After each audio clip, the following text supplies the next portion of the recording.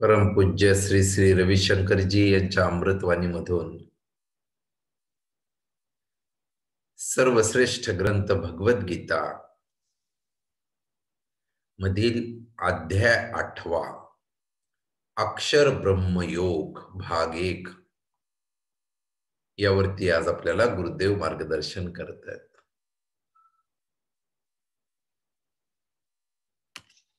सुरुवातीलाच गुरुदेव सांगत आहेत की जसं 7व्या अध्यायामध्ये ज्ञान विज्ञान योगचं पूर्ण ज्ञान प्राप्त झाल्यानंतर खरं तर पुढे काही शिल्लक राहत नाही.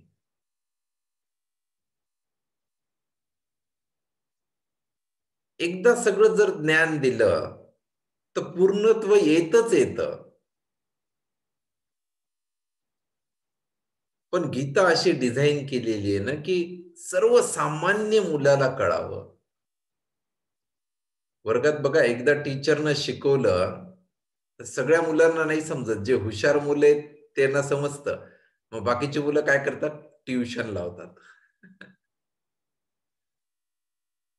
कशामुळे लावतात की पूर्ण ज्ञान जरी एक वेळेस सांगितलं तर लक्षात नाही येत. आणि म्हणूनच गीता बघा समाजातल्या शेवटच्या स्तरापर्यंत एकदम सर्वसाधारण संसारिक पुरुषाला सुद्धा हे सगळं ब्रह्मज्ञान समजावं म्हणून स्टेप बाय स्टेप इथं श्रीकृष्ण ज्ञान देत आहे हे सांगतात. आणि मग इथं हे अपेक्षित असतं. जसं श्रीकृष्णानं सुद्धा वाटलं की अर्जुनाने आता काहीतरी प्रश्न विचारावेत. जर समजलं नाही ना तर प्रश्न विचारायला पाहिजेत. आणि खरे गुरु खरे सद्गुरु तेच असतात बघा जे सगळं देऊन एक शिष्याला प्रश्न विचारतात आणि बघतात की याला किती ज्ञान अवगत झालेलं आहे. हे श्रेष्ठ गुरुचं लक्षण आहे हे सांगतात. आणि मग अशा विचारण्यामुळे श्रीकृष्णाच्या अर्जुनामध्ये एक जिज्ञासा जागृत झाली की अच्छा हे मी तर सगळं ज्ञान घेतलेले मी आणि संसार एकच आहे. हे सगळं ज्ञान तर मी घेतलेलंच आहे परंतु याच्या पुढे सुद्धा ब्रह्म काय आहे, देवता कोण आहे, खरं अध्यात्म खरं कर्म कशाला म्हणतायत, आदिभूत काय आहे, हे सगळ्या काय काय बरं भानगडी आहेत असा प्रश्न पडतो अर्जुनाला. संसार मध्ये जगत असताना बघा भ्रमित होणं साहजिक आहे. साहजिक आहे म्हणण्यापेक्षा संसार आहेच भ्रमित होण्यासाठी. परंतु अध्यात्मामध्ये सुद्धा येऊन भ्रमित होणं हे पण साहजिकच आहे हे सांगतात. पुढे सांगतात की जिथं संसार संपतो ना तिथं अध्यात्म सुरू होतं. अध्यात्मातली गहराई समजण्यासाठी या संसारातल्या झंझट पासून थोडंसं लांब यावं लागतं, थोडंसं दूर जावं लागतं, किंबहुना त्या संपाव्या लागतात तरच तो व्यक्ती इकडे येतो. नाहीतर लहान सहान संसारामध्ये जर गोष्टीत अडकून बसलं तर लगेच लोक भगवद्गीता ऐकायला नाही येत. म्हणून बघा आपल्याकडे प्रथा आहे की हे सगळं संपल्यानंतर वयस्कर झाल्यानंतर जायचं. म्हणजे पहिले इकडे संसारामध्ये सगळे खटके खायचे आणि नंतर मग गीता ऐकायला जायचं जेव्हा हातपाय थकले तेव्हा. हा काहीसा थोडासा चुकीचा पण अर्थ आहे. हे चुकीचं आहे की सगळं म्हातारं झाल्यावरच शिकायचं आहे. तरुणपणातच हे ज्ञान अवगत झालं तर जीवन किती सुरेख होईल, किती प्रसन्न होईल. हा पण एक गर्भित इशारा इथं देत आहेत श्रीकृष्ण. ते सांगतायत ना आधी आधी कोंबडी का आधी अंडा.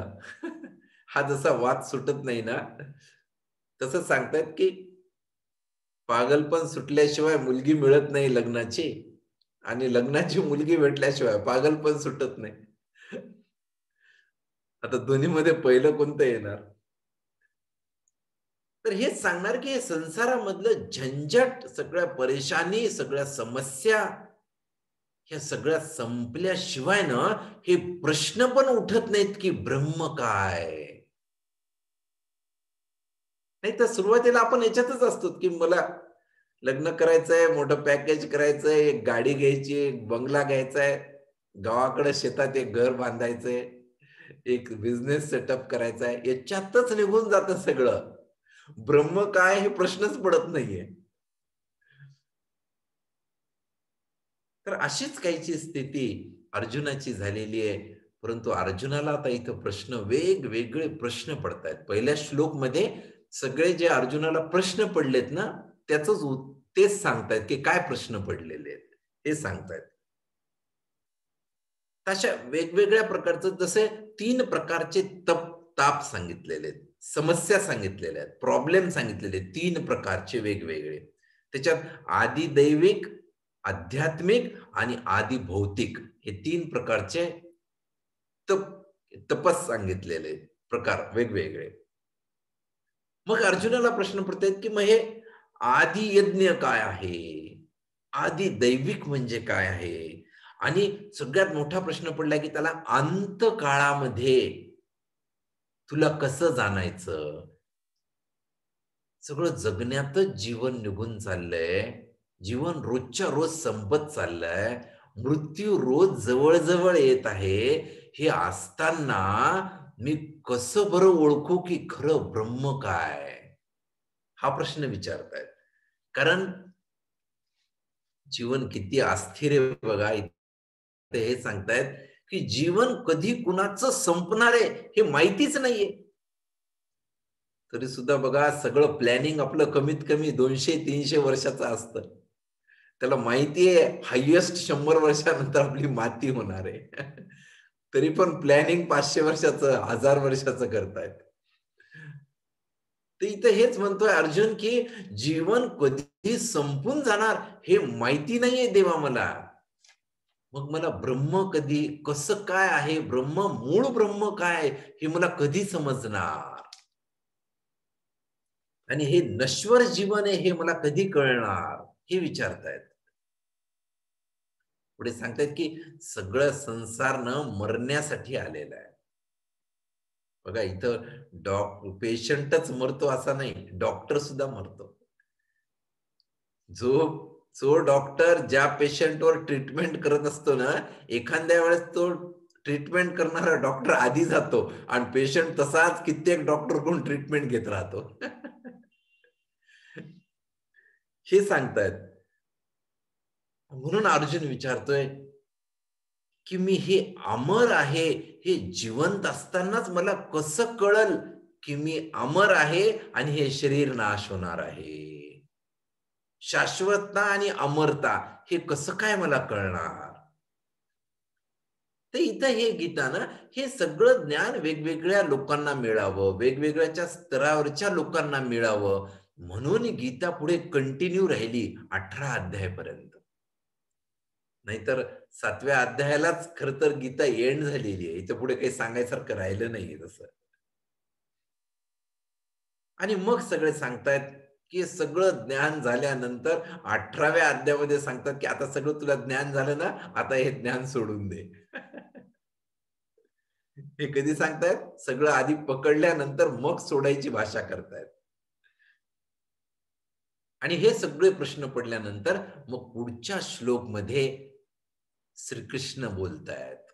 आणि तो मग मंत्र गायल्यानंतर आता श्रीकृष्ण सांगतायत, की आता अर्जुना तू मला खूप प्रिय आहेस म्हणून मी तुला संपूर्ण ज्ञान देणार आहे. खरं ब्रह्म काय हे मी तुला सांगतो.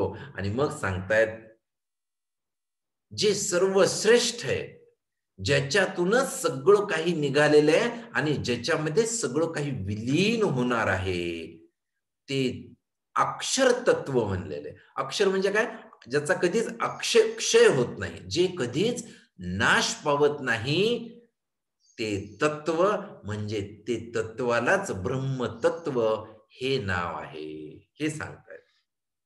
आणि ते कसं आहे ब्रह्मतत्व कसं आहे? उदासीन, दुःखमय का? नाही, नाही, नाही. हे कसं आहे? सत्चित्त आनंद आहे, प्रसन्नमय आहे, खूप खुशी, आनंद देणार आहे, असं सांगतायत. आणि हे कसं आकाश सारखं आहे, अक्षर सारखं आहे आणि आनंद स्वरूप आहे. यालाच अध्यात्म म्हणलेलं आहे. काही काही लोकांची बघा अशी भ्रामक कल्पना असते, नाही हो ते अध्यात्मात गेले की काय डोळे लावून मस्त निस्तेज बसून राहा, काही त्याच्यात रस नाहीये. हे खूप मोठं अज्ञान आहे समाजामध्ये. ऍक्च्युअली याच्या उलट आहे. संसारामध्ये काही रस नाहीये. अध्यात्म रसमय आहे. रसाने भरलेलं आहे. पण हे रस चाखण्यासाठी, मिळण्यासाठी ना एक पद्धती आहे. त्या पद्धतीनं गेलं तरच हा रस मिळतो.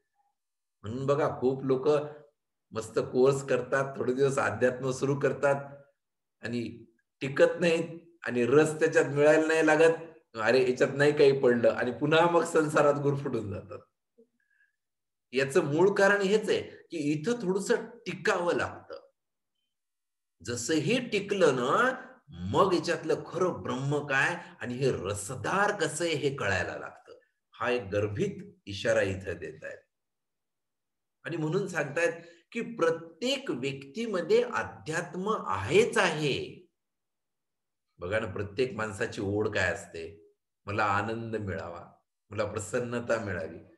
हां, आता ही गोष्ट वेगळी आहे, की तो आनंद सापडवतोय कुठं? स्वतःच्या लग्नात सापडवतो, ते नाही झाल्यानंतर घरामध्ये सापडवतो, प्रॉपर्टीमध्ये सापडवतो, नंतर मुलाचं लग्न करून सुनेमध्ये आनंद पाहतो, नंतर नातवंडामध्ये पाहतो. असा हुडकतच राहतो तो शेवटच्या क्षणापर्यंत. पण खरा आनंद हा अध्यात्मामध्ये आहे, हे इथं मार्गदर्शन श्रीकृष्ण अर्जुनाला करत आहेत. आणि खरा आनंद करण्यासाठी ना जागं होणं गरजेचं आहे. जागृत अवस्थेमध्ये येणं गरजेचं आहे. नाहीतर झोपलेल्या लोकांना, मूढ बुद्धीच्या लोकांना हे समजणं थोडंसं अवघड आहे, हे पण सांगतायत. आणि जसं आपला मूळ स्वभाव आहे, की आनंदाकडे जायचं, तसं अध्यात्म हे प्रत्येकाच्या आतमध्ये ठासून भरलेलं आहे. परंतु या जीवनामध्ये काही अडचणी पण असतात, समस्या पण असतात. त्याच्यामध्येच जर आपण गुरफटून बसलं ना, तर मग हे ब्रह्म कळणं थोडंसं अवघड जातं. जसं नदीचा प्रवाह, प्रत्येक नदीचं उद्दिष्ट असतं समुद्राला भेटायचं. पण नदी वाहताना बघा तिच्यामध्ये किती अडथळे निर्माण येतात. मोठमोठे दगडं येतात. पण नदी काय करते? निरंतर वाहत राहते. ते मोठे-मोठे दगडं सुद्धा पहा चोपडे तेल होऊन जातात. आणि ते बाजूला हटतात शेवटी. नदीच्या प्रवाहात येत नाहीत. किनाऱ्याला जातात आणि नदी वाहत राहते. असा आपला स्वभाव पाहिजे, की निरंतर त्याच्यात साधना ही चालू पाहिजे. तर मग आपल्याला ब्रह्मापर्यंत पोहोचण्यास अडचणी नाही येणार. हे सांगतायत इथं. आणि याच्यासाठी काय करावं लागणार? धर्माचं पालन करावं लागणार आणि मगच भय संपणार. मग हे धर्माचं पालन करायचं कसं बरं? हे आपण उद्याच्या श्लोकमध्ये बघूया. काही क्षण डोळे बंद करून घेऊया. एक लांब आणि खोल श्वासात